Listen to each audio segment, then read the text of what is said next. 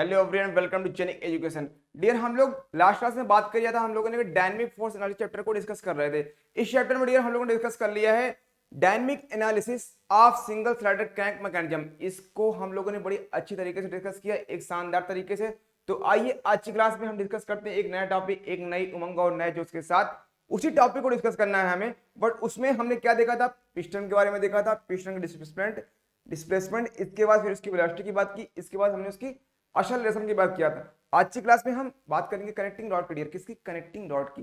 Connecting rod की हम आज निकालेंगे एंगुलर वेलोसिटी और एंगुलर असेलेरेशन। तो आइए हम स्टार्ट करते हैं एक नई उमंग और नए जोश के साथ। डियर, क्या करना है हमें? Dynamic analysis. डायनेमिक एनालिसिस हमें करना है dear.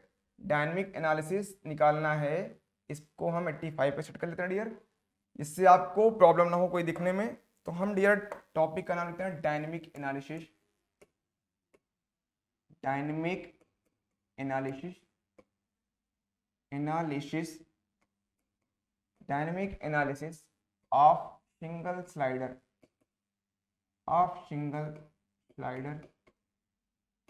Crank mechanism. Okay dear, crank mechanism. तो हमने लास्ट क्लास में इसके बारे में डियर बात किया था। लास्ट क्लास में हम इसके बारे में बात किया था, हमने इसकी फिगर बनाया था, बट वहां पे ओनली बात पिस्टन तक ही हुई थी। तो इस क्लास में हम पिस्टन के आगे चलेंगे, कनेक्टिंग रॉड पे बात करेंगे। बट बिफोर दिस हम बनाएंगे डियर उसका फिगर। फिगर बनाएंगे, फिर हमको अच्छा लगेगा आपको समझाने में। इस सर्किल का भी आपको कुछ भी समझना नहीं है आपको, मैं आगे पूरा फिगर बना दूंगा, तब आप समझने की कोशिश करना, नहीं तो आप कंफ्यूज होगे कि क्या बना रहे हैं सर। इसकी एक्सिस में दिखाता हूं, इसकी एक्सिस में बना देता हूं, इसके बाद भी बात करूंगा मैं। स्टार्टिंग पहले इसकी एक्सिस डियर हम ड्रॉ कर लेते हैं। ओके, चलिए अब यहाँ पे हम लाइन ड्रॉ करते हैं। मीन्स मुझे बनाना क्या डियर? यहाँ पे मुझे बनाना है सिलेंडर। ओके, सिलेंडर बनाना है और पिस्टन बनाना है डियर। ओके, आइए बनाते हैं, सारी चीजें बनाएंगे, बड़ा ही मजा आएगा भाई। बनाने में अच्छा लगता है ना, करने में मजा आता है ना, बस ऐसे ही है। चलिए, this is connecting rod dear. ये क्या है? Connecting rod. अब आपको कुछ लग रहा होगा क्या बना है ये? This is crank. क्या dear? This is crank, this is our crank. ये बातें आपको समझ में आ गई है ना? अब आइए एंगल वगैरह लिख लेते हैं। ये डियर लिख लो कनेक्टिंग रॉड, इसको कनेक्टिंग रॉड। ये क्रैंक है, कनेक्टिंग रॉड नहीं है। This is connecting rod. C R लिख दूं, कोई प्रॉब्लम तो नहीं है? C are means connecting rod. This is piston. ये क्या डियर? पिस्टन। पिस्टन। ये सिलेंडर है, पता ही होगा आपको, सबको पता होता है। This is cylinder.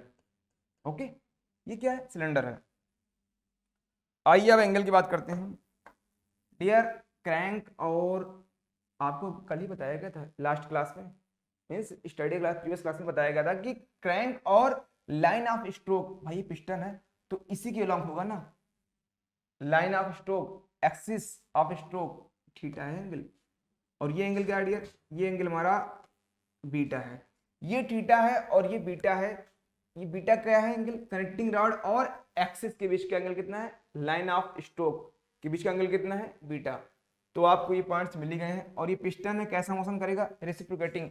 बट हमारा क्रैंक कैसा मोशन करेगा? ये हमारा रोटरी मोशन करेगा डियर। ये हमारा रोटरी मोशन करेगा और ये हमारा पिस्टन रेसिप्रोकेटिंग मोशन करेगा। तो हमने इसके पहले की क्लास में, लास्ट क्लास में डिस्कस किया था डिस्प्लेसमेंट पिस्टन की। सारी बात पिस्टन पे होती, बट आज जो बात होगी वो कनेक्टिंग रॉड पे होगी। Connecting rod, C R, connecting rod पे बात होगी। वहां पे उसकी हम एंगुलर वेलोसिटी निकालेंगे, इसके बाद फिर एंगुलर एक्सेलरेशन। तो आइए हम डिस्कस करते हैं एक पॉइंट करके। इसकी लेंथ वगैरह आप देखना चाहो तो देख लो कितनी है, एल, और ये कितना था, आर। मीन्स कनेक्टिंग रॉड की जो लेंथ है वो एल है, और क्रैंक की जो लेंथ थी, मीन्स रेडियस बोल सकते हो, वो कितनी है, आर। जो ये सर्किल दिख रही है ना, ये कुछ भी नहीं है, पाथ है। किसका? क्रैंक का पाथ है डियर। चलो आइए आगे बढ़ते हैं। अब हमें करना क्या डियर? हमें निकालना कनेक्टिंग रॉड के बारे में पूरा डिस्कशन चलेगा हमारा। लिख लेते हैं connecting rod. Connecting rod, connecting rod के बारे में डियर। कनेक्टिंग डॉट, फर्स्ट हमें क्या करना है, उसका हमें एंगुलर वेलोसिटी। बात एंगुलर वेलोसिटी की क्यों आ गई भाई, इसके पहले जो हमने किया था लास्ट क्लास में पिस्टन की, तो एंगुलर नहीं लिया था, यहाँ पे एंगुलर क्यों लिया, बता रहा हूँ उसको भी क्यों लिया भाई। एंगुलर वेलोसिटी, एंगुलर वेलोसिटी लेना है। देखो पिस्टन था वो कैसा मोशन कर रहा था, रेसिप्रोकेटिंग, रेसिप्रोकेटिंग, ओके। बट ये क्या है, कनेक्टिंग डॉट, ये रेसिप्रोकेटिंग मोशन नहीं कर रहा है भाई, क्रैंक रोटरी मोशन कर रहा है फुल्ली, बट ये क्या है, जाएगा आएगा, मीन्स ये इसमें ऑसिलेशन हो रहा है ना, तो इसलिए एंगुलर वेलोसिटी लेंगे। यहाँ पे लीनियर वेलोसिटी नहीं लिया जाएगा, रेसिप्रोकेटिंग मोशन नहीं हो रहा है। तो ये बात आपको समझ में आ गई, क्या लेना है हमें, एंगुलर वेलोसिटी। तो आपको ये बताओ, अगर ओमेगा हम सी आर लिख दें फॉर एंगुलर वेलोसिटी के लिए, किसकी, कनेक्टिंग डॉट की, तो कितना आएगा, D beta by d T आएगा। देख के बता दो भाई, D theta by d T होता है ना, इसके लिए क्रैंक लिए कितना होगा, d theta by d T. क्यों, क्या होता है, चेंज इन एंगल, एंगल में चेंज होगा इतना विद रिस्पेक्ट टू टाइम, तो यहाँ पे बीटा एंगल है, इसलिए beta D beta by d t होगा।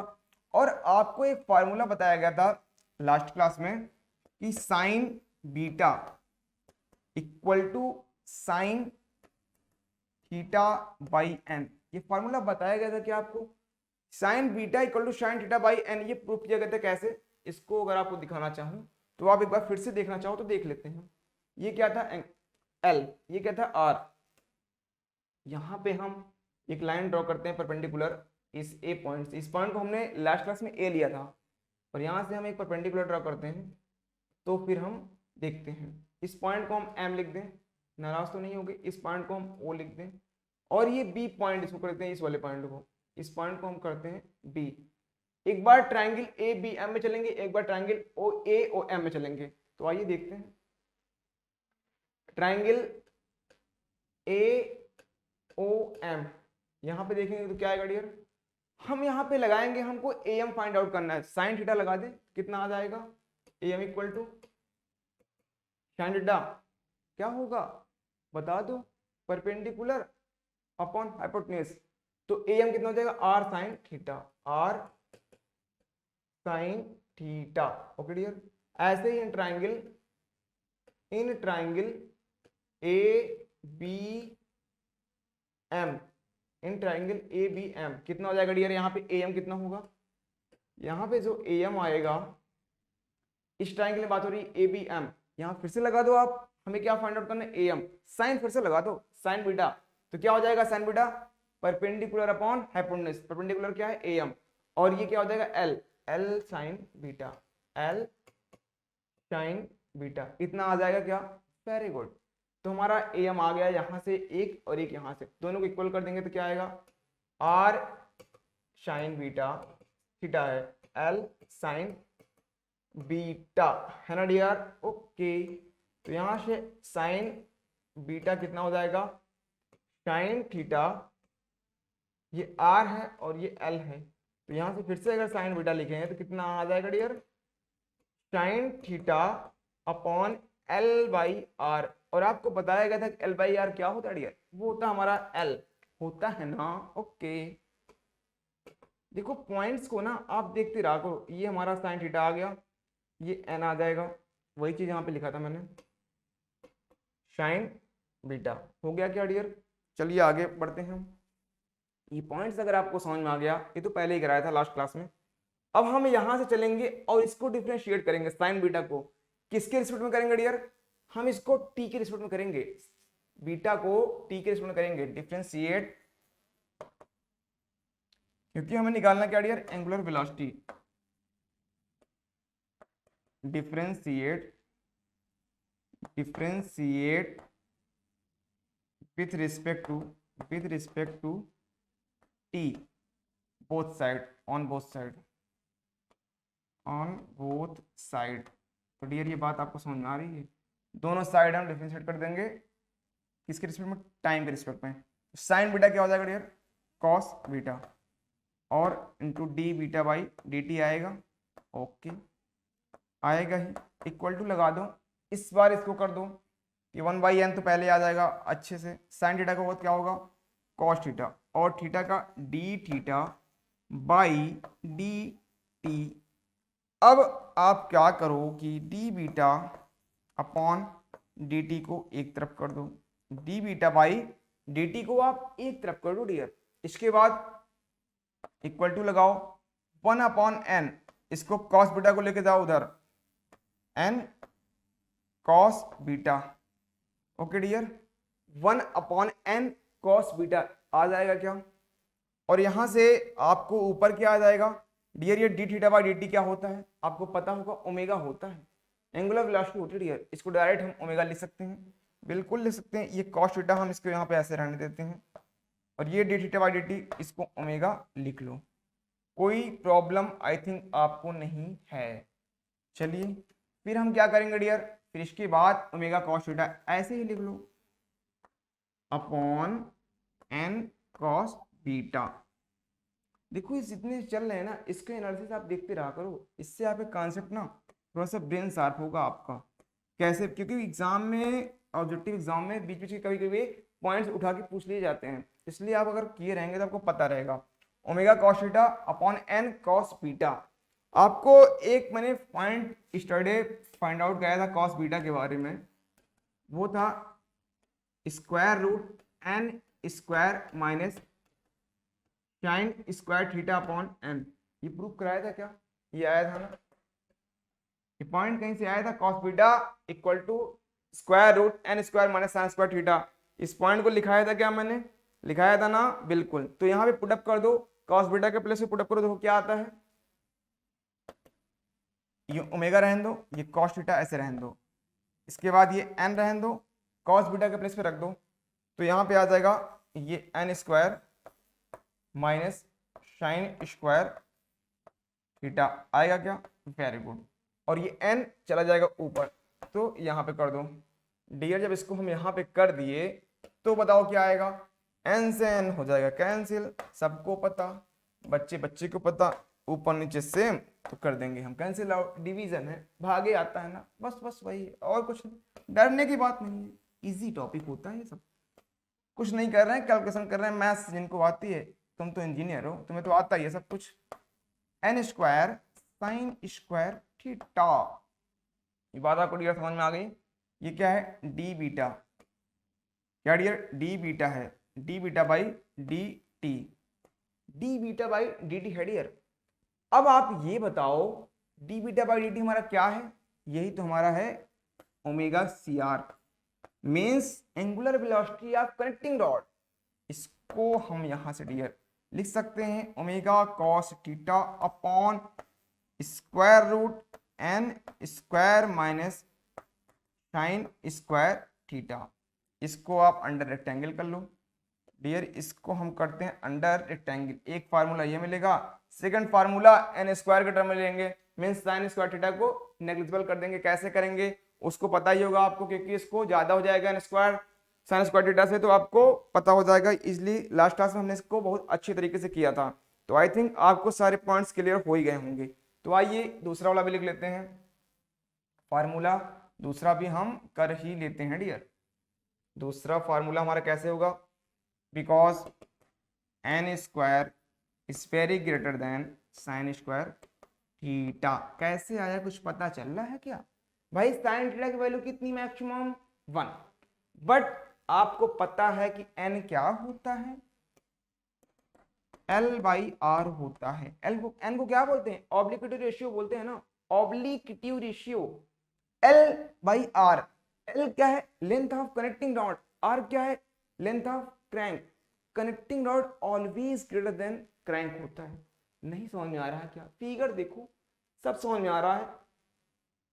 ये क्या है, कनेक्टिंग रॉड, और ये क्या है, क्रैंक। देखने से भी दिख गया होगा, लंबा कौन, L लंबा ही होता है। ओके कोई बात नहीं, L तो पता ही है, लंबा है ना, very good. L is connecting rod है तो ज्यादा है, और R हमारा स्मॉल होगा। ये हमेशा होगा, सर्वदा होगा, ये हमेशा ही होगा।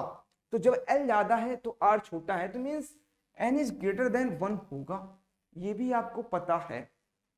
जब वो ज्यादा है, अगर n 1 से ज्यादा है तो उसका स्क्वायर और ज्यादा होगा, जब उसका स्क्वायर और ज्यादा होगा मीन्स साइन स्क्वायर थीटा से, तो n स्क्वायर ज्यादा होगा ही होगा। तो हम साइन स्क्वायर थीटा के टर्म को नेग्लेक्ट कर सकते हैं। तो डायरेक्ट हम यहां से लिखना चाहें तो लिख सकते हैं omega c r equal to omega cos theta upon N.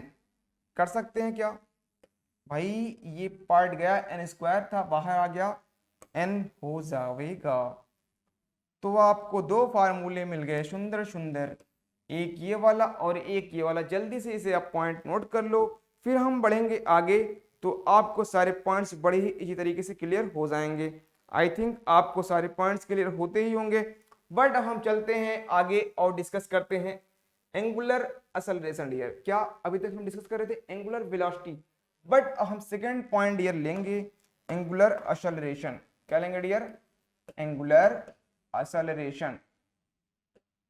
Angular acceleration, acceleration of connecting rod, c r लिख दूं। नाराज तो नहीं हो डियर? नाराज मत होना, नाराज होना गंदी बात है। आइए हम डिस्कस करते हैं आगे डियर। डियर आप ये बताओ कि वेलोसिटी को एक बार और डिफरेंशिएट कर दोगे रिस्पेक्ट टू टाइम, टाइम के रिस्पेक्ट में, तो क्या आएगा? हमारा आ जाएगा angular acceleration.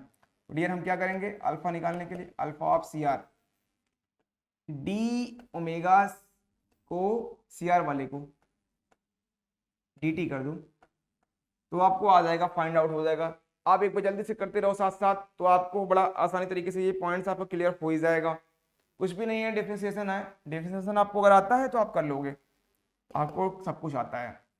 D by d T, केवल आपको थोड़ा सा प्रैक्टिस की जरूरत है और आपको गाइड करने की जरूरत है। मैं जानता हूँ कि आप लोग बड़े ही अच्छे हो, आप लोग तो बड़ी सारी चीजें जानते रहते हो, बस आप करते नहीं हो, बट वही करने की जरूरत है। जब तक करोगे नहीं तब तक आएगा नहीं। Omega cos theta by n. Okay dear, ये पॉइंट्स आपको समझ में आया? कुछ भी नहीं किया, ये ओमेगा सी आर जो था angular velocity of connecting rod जो थी उसको पुट अप कर दिया मैंने यहाँ पे। फिर डिफरेंशिएट कर दो विथ रिस्पेक्ट टू टाइम, कर दो डियर। ये करेंगे तो ओमेगा बाहर ऐसे लिख दो, एन को भी बाहर कर दो, कॉस थीटा करोगे तो माइनस आ जाएगा और साइन थीटा लग जाएगा। एक काम करते हैं, एक साथ ही लिखते हैं, minus sine theta. Okay dear, और थीटा का फिर क्या होगा, d theta by d t होगा क्या? अगर इसको आपने नोट कर लिया तो फिर आगे बढ़ो और उसको चेंज करो, D theta by d T करोगे तो क्या आ जाएगा आपको, ओमेगा के फॉर्म में चेंज हो ही जाएगा। उसको भी जल्दी से लिख लो, फिर हम आगे बढ़ते हैं। तो डियर ये क्या आ जाएगा, माइनस बाहर, ये ओमेगा है, d theta by d t, d theta by d t, because d theta by d t equal to omega. तो क्या हो जाएगा डियर? तो आपको डियर इस पॉइंट को ओमेगा लिख लो, फिर ये एन पॉइंट हो जाएगा और ये साइन थीटा हो जाएगा, ये वाला पॉइंट डियर ओमेगा हो जाएगा, माइनस ओमेगा स्क्वायर ये एन और ये डियर साइन थीटा। तो ये पॉइंट आपको समझ में आ गया होगा। इसको अंडर रेक्टेंगल हम कर लेते हैं, फिर आगे बढ़ते हैं। इस पॉइंट को हम यहीं पे फिनिश हो ही गया है, इसके आगे हमें कुछ डियर और नहीं करना है। अंडर रेक्टेंगल इसको करते हैं हम क्लोज। ओके डियर, डियर यहाँ पे एक चीजें आपको दिख रही हैं क्या? यहाँ पे देखो आप, माइनस दिख रहा होगा आपको, माइनस दिख रहा है क्या? ये माइनस का क्या मतलब है? माइनस जब भी एक्सेलरेशन में आएगा तो वो ये बताता है कि यहाँ पे एक्सेलरेशन नहीं हो रहा, वहां पे रिटार्डेशन हो रहा है। Minus sign, negative sign, so retardation, retardation, retardation. Okay dear, क्या शो करता है कि यहाँ पे रिटार्डेशन हुआ है डियर, तो एक्सेलरेशन यहाँ पे नहीं हुआ है। क्या हुआ? रिटार्डेशन। जब भी एक्सेलरेशन अगर आ जाए तो क्या कहोगे आप? रिटार्डेशन हुआ है। तो हमने देखा सिंगल फ्लैटेंड क्रैंक मैकेनिज्म में डियर क्या निकाला हमने, लास्ट क्लास में डिस्कस किया था हमने पिस्टन के बारे में, उसकी वेलोसिटी निकाली, डिस्प्लेसमेंट निकाला और क्या निकाला डियर? एक्सेलरेशन। और आज की क्लास में हम डिस्कस कर रहे थे कनेक्टिंग रॉड के बारे में। तो कनेक्टिंग रॉड के बारे में बड़ी अच्छी तरीके से हमने डिस्कस किया। फर्स्ट ऑफ ऑल पहले फिगर बनाया, फिर आपको सारे पॉइंट्स वहां पे निकाले, फिर पॉइंट्स सारे इजी हो गए थे ना डियर। ये देखो आप, यहाँ से स्टार्ट हुआ था हमारी क्लास आज, dynamic analysis single slider crank mechanism. Figure बना बड़ा ही सुंदर तरीके से, ये हमारा सिलेंडर था और ये पिस्टन, कनेक्टिंग रॉड, क्रैंक, ये सब बना हुआ था। फिर हम आए ये चीजें आपको पता थी, लास्ट क्लास की बात थी। यहाँ से हमारा आज की क्लास स्टार्ट हुआ कनेक्टिंग डार्ट के बारे में। फिर हम उसके लिए क्या निकाला थे, एंगुलर वेलोसिटी निकाला, कैलकुलेशन था, थोड़ा सा किया, वो भी इसी तरीके से हो ही गया। फिर हम बात किए angular acceleration of connecting dot, उसको भी किया। जब फर्स्ट आ गया तो सेकंड तो इजी होता ही है। चलिए डियर, आज की क्लास में एक और पॉइंट्स हम स्टार्ट करते हैं। आपने सुना होगा डी एलम्बर्ट प्रिंसिपल, आज हम इससे बात करेंगे कि बताएंगे क्या होता है डी एलम्बर्ट प्रिंसिपल, क्योंकि नेक्स्ट क्लास में जब नेक्स्ट क्लास हमारी स्टार्ट होगी तो वहां पे इसका यूज थोड़ा होना है, क्योंकि अभी जितना ये सिंगल स्टार्टर क्रैंक मैकेनिज्म हुआ है ना, इस पे अभी हमने क्या निकाला, वेलोसिटी, डिस्प्लेसमेंट और एंगुलर वेलोसिटी, एंगुलर एक्सेलरेशन, ये सब चीजें निकाला और एक्सेलरेशन निकाल लिया। इन पॉइंट्स को हमने निकाल ही लिया है, बट हमने फोर्स का अभी तक किया नहीं है, फोर्स का एनालिसिस नहीं किया है। हम नेक्स्ट क्लास में जब मिलेंगे तो वहां पे हम डिस्कस करेंगे फोर्स एनालिसिस, बट उसके पहले हम आपको बताएंगे डी एलम्बर्ट प्रिंसिपल। डियर क्या बताएंगे, डी एलम्बर्ट प्रिंसिपल। तो आइए हम डी एलम्बर्ट प्रिंसिपल को डिस्कस करते हैं। लिखो पहले पॉइंट आप, D'Alembert principle, D'Alembert, D'Alembert principle, D'Alembert, s हटा ही दो आप, D'Alembert principle. Okay dear, D'Alembert principle. Okay dear, D'Alembert principle. तो आइए डी एलम्बर्ट प्रिंसिपल हम डिस्कस करते हैं, क्या होता है D'Alembert principle. Dear, D'Alembert principle ये बोलते हैं, इन्होंने कहा, डी एलम्बर्ट साहब ने ये बोला कि बॉडी अगर स्टैटिक हो, body is in static equilibrium, body is in static, body is in static under action of, साथ साथ आप पॉइंट को लिखते रहना, फिर मैं समझाता हूं आपको। Body is in static under action of external, under action of external, dear external force की बात होगी पहले, under external force, under external force and fictitious force, dear fictitious force and fictitious force. जो बॉडी होगी वो क्या होगी, static होगी, कब, under external force and fictitious force. अगर ये दोनों फोर्स रहेंगे तो बॉडी कैसी होगी, हमारी स्टैटिक होगी। डियर जो फिक्सियस फोर्स है कुछ और नहीं है, ये हमारा इनर्शिया ही फोर्स है। फिक्सियस forces, it is also called inertia force, it is also called inertia force, inertia, it is also called inertia force. Okay dear, it is also called inertia force. inertia force dear क्या होता है, inertia force होता है वो reverse direction में होता है। Means आपको अगर बताया जाए इनर्शिया के बारे में, आप बहुत ही अच्छे तरीके से पढ़ोगे न्यूटन लॉ में, जब आपको न्यूटन फर्स्ट लॉ पढ़ाया जाता है तो वहां पे बताया जाता है इनर्शिया के बारे में। इनर्शिया फोर्स क्या होती है, रिवर्स डायरेक्शन में, reverse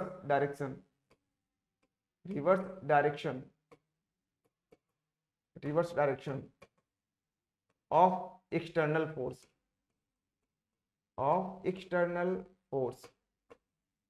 okay dear, reverse direction of external force, जितना भी बॉडी में फोर्स अप्लाई होता है उसके जस्ट रिवर्स डायरेक्शन में होता है। आपको अच्छा पता होगा कि जो हमारा इनर्शिया होता है, इनर्शिया की बात कर रहा हूं मैं, इनर्शिया आपको न्यूटन फर्स्ट लॉ में बताया गया था, वहां पे क्या बोला गया था, इनर्शिया क्या होता है, इनर्शिया को गैलीलियो का लॉ भी बोलते हैं। तो वहां पे जब बताया गया, आपको फर्स्ट लॉ की बात कर रहा हूँ, वहां पे इनर्शिया के बारे में डिस्कस किया गया बड़े अच्छे तरीके से, और वो पॉइंट्स वहीं से क्लियर होता है। इनर्शिया क्या है, it is the property of matter, ये किसी बॉडी का, किसी मैटर की प्रॉपर्टी है। जैसे होता क्या है, किसी बॉडी पे अगर फोर्स लगाया जाए, मीन्स अगर वो स्टैटिक है, रखी हुई है, अगर उस पर हम कुछ लगाएं, जैसे ये बॉडी है, ये पिंड है, इस पे लगाया गया फोर्स, तो ये चलना चाहेगी, ये चलेगी, बट इसका इनर्शिया जिसकी प्रॉपर्टी उसको रोकना चाहेगी, बोलेगी चलो मत चलो, कहते हैं ना कि वो तब चलेगी जब ज्यादा फोर्स अप्लाई हो जाएगा। तो स्टार्टिंग वो उसको रोकने की कोशिश करता है, बट जब ज्यादा उससे फोर्स अप्लाई हो जाता है तो बॉडी मूव कर जाती है। तो कोई बॉडी अगर चलती रहे तो उसका अपोज करे। कौन अपोज करता है? इनर्शिया अपोज करता है। Inertia is a property of matter. क्या dear? Inertia is a property of matter which oppose, which resist, बोले अपोज बोलो, which resist any change in the body, which resist any change in the body, जो body में किसी change का क्या करती है डियर? वो हमारा अपोज करती है। ये क्या होता है डियर? मैटर की प्रॉपर्टी होती है। तो चाहो तो आप लिखना तो लिख सकते हो, बट इसके पहले मैं बात करूंगा, ये देखो मैंने भी बात किया एक्सटर्नल फोर्स की, बट ऐसे ही अगर टार्क के टर्म में हो तो वहां पे भी आप कर सकते हो। वहां पे क्या लोगे? Body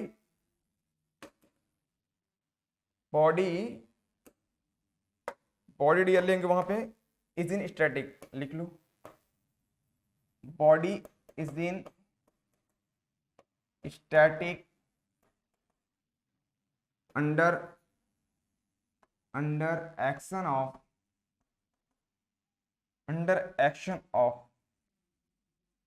external torque, under external torque and कौन सा टॉर्क? इनर्शिया कपल बोल दो या टॉर्क बोल दो, inertia couple. Okay dear, means जो टॉर्क लगाएंगे एक्सटर्नल और बाकी जो जनरेट होगा बॉडी के थ्रू वो, तो उन दोनों को क्या होगा डियर? बॉडी स्टैटिक में होगी। अभी थोड़ा सा और इसको मैथमेटिकल लैंग्वेज में लिखूंगा तो सीधे आपके सारे पॉइंट्स क्लियर हो जाएंगे। बट हम पहले इस फोर्स की बात करेंगे, फिर इस फोर्स की बात करेंगे, फिक्सियस फोर्स। फिक्सियस फोर्स क्या है? हमारा inertia force. But before this हम बात करेंगे इनर्शिया के डियर। इनर्शिया के बारे में थोड़ा सा सुन लो आप कि इनर्शिया क्या होता है। Inertia property of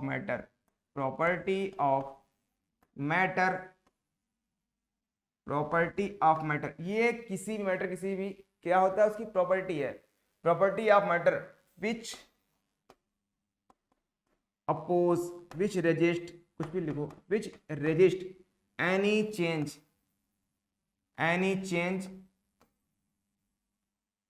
in velocity बोल सकते हो, which resist any change in velocity, जो उसकी वेलोसिटी में क्या करता है? उसके चेंज का अपोज करता है। Which resist any change in velocity dear. Okay, ये बात आपको समझ में आ गई क्या? चलिए हम आगे बढ़ते हैं और डिस्कशन को आगे बढ़ाते हैं।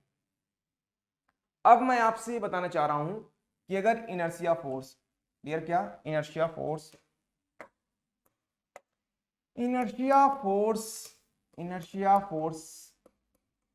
कितना हो?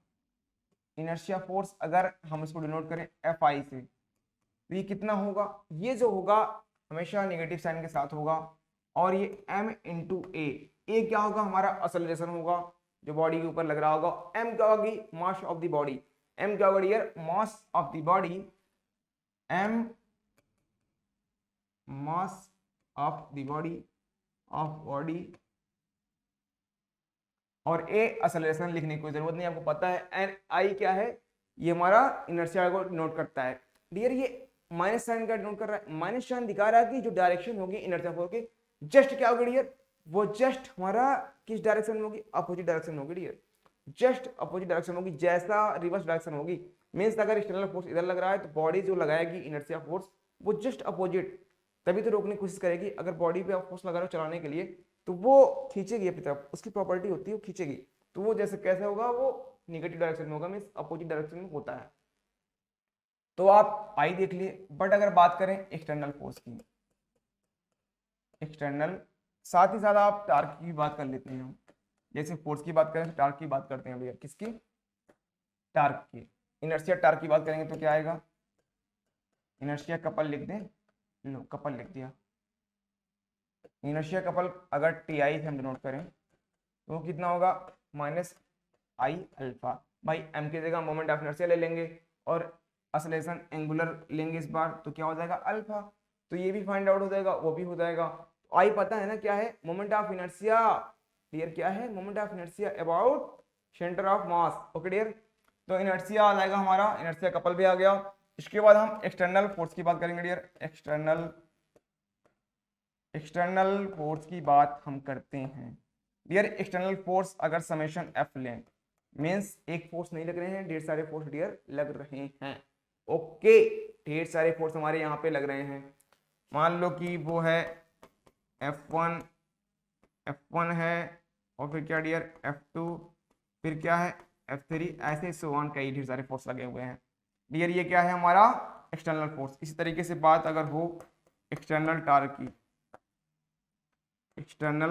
टार्क की बात अगर होती है तो वहां पे क्या लेंगे डियर हम summation T.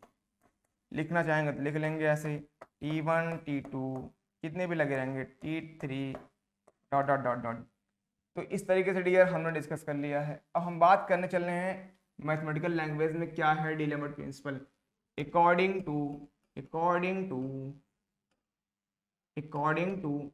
Principal, d'Alembert principle की बात हो रही है। अकॉर्डिंग टू प्रिंसिपल डियर, क्या प्रिंसिपल के अकॉर्डिंग क्या बोलता है। अब आपको समझ में आएगा सारे पॉइंट्स कि मैं कहना क्या चाह रहा हूँ डियर। अब क्या कहना चाह रहा हूँ, अब आप सुनो बड़े ध्यान से। अकॉर्डिंग टू प्रिंसिपल, ये प्रिंसिपल क्या बोलता है, डिलेम्बर्ट प्रिंसिपल क्या बोला, बॉडी इन स्टैटिक, बॉडी क्या static under action of external and inertia force.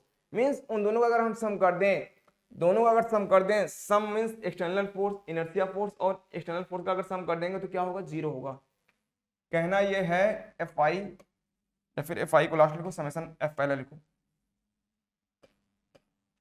Summation F plus F I equal to zero. इसको आप चाहो तो ऐसे ही बोल सकते हो, algebraic sum of inertia force and all external force equal to zero. तो आपको आ जाएगा, ये फोर्स के टर्म में है। ऐसे ही आप टार्क के टर्म में लेना चाहोगे, टार्क के टर्म में भी आ जाएगा। Summation T plus T i equal to dear कितना आएगा, ये हमारा जीरो आ जाएगा। तो बड़ी ही अच्छे तरीके से ये पॉइंट्स भी डिस्कस हो गया है डियर, ये पॉइंट्स आपका डिस्कस हो गया। तो क्या बोला गया, according to principle summation F plus F I equal to zero, algebraic sum of all external force and inertia force equal to zero. Similarly ऐसे ही algebraic sum of all external torque and inertia torque equal to zero. कैसे होगा, डिलेम्बर्ट principal से। डिलेम्बर्ट principal जो होता है वो dear हमें किस बारे में बताता है, ये हमें डिस्कस करता है इस बारे में कि वो जितनी भी डायनेमिक एनालिसिस रहती है किसी बॉडी पे, किसी भी मशीन पे जितने डायनेमिक फोर्स लगे होते हैं उसको हम कन्वर्ट करते हैं स्टैटिक प्रॉब्लम में। डिलेम्बर्ट प्रिंसिपल से हम डायनेमिक प्रॉब्लम को किसमें कन्वर्ट करते हैं डियर, स्टैटिक प्रॉब्लम में। तो स्टैटिक प्रॉब्लम हम डियर क्वेश्चन बना के ऐसे इक्वेशन बनाते हैं और सॉल्व कर लेते हैं। टू इक्वेशन बन जाते हैं फोर्स के टर्म में और टार्क के टर्म में, और बड़ा ही इजी तरीके से प्रॉब्लम हमारी सॉल्व हो जाती है। तो डियर बड़ी ही शानदार तरीके से हमने यहाँ डिस्कस किया, डिलेम्बर्ट प्रिंसिपल पे डिस्कस हो गया आपका। और क्या हुआ, और बात हो रही थी dynamic analysis of single starter crank mechanism, वो भी डिस्कस आपका हो ही गया। वहां पे आज हमने जो बात की वो कनेक्टिंग रॉड के बारे में बात की। वहां पे हमने क्या निकाला डियर, आज फर्स्ट निकाला था एंगुलर एक्सेलरेशन, इसके बाद फिर फर्स्ट निकाला एंगुलर वेलोसिटी, फिर एंगुलर एक्सेलरेशन। तो ये सारे पॉइंट्स बड़े ही अच्छे तरीके से क्लियर हो गए, शानदार तरीके से। बट अब आज की क्लास हमें भी फिनिश करते हैं, मिलते हैं नेक्स्ट क्लास में। उस क्लास में हम डिस्कस करेंगे फोर्स के बारे में, पिस्टन एफर्ट वगैरह सारी चीजें निकालेंगे, तो उस क्लास में ही बात करेंगे। तो डियर आज की क्लास को हमें भी फिनिश करते हैं। बट आपको अभी क्या करना है, यहाँ से जाने के बाद क्लास फिनिश हो जाएगी, फिर क्लास आपने देख लिया है, आपको नोट्स तो आई थिंक बनाए ही होंगे। देखो जो फ्रेशर हैं उनके लिए नोट्स इंपॉर्टेंट है, बट जो लोग रिपीटर हैं नोट्स बहुत इंपॉर्टेंट नहीं है। आप बस अपनी प्रैक्टिस पे ध्यान रखो, वॉचिंग करते रहो और क्वेश्चन लगाते रहो। मेन क्या है कि प्रीवियस ईयर के क्वेश्चन लगाना और साथ साथ टेस्ट सीरीज ज्वाइन करते रहना, टेस्ट सीरीज प्रैक्टिस करो खूब, और जितनी मिस्टेक हो रही है वहां पे एनालिसिस करो डियर कि हमारी किस पॉइंट पे प्रॉब्लम आ रही है, क्योंकि एनालिसिस करना बड़ा डियर इंपॉर्टेंट है। चलिए डियर मिलते हैं नेक्स्ट सेशन में एक नई उमंग और नए जोश के साथ, same time same place. Okay, thank you to all of you.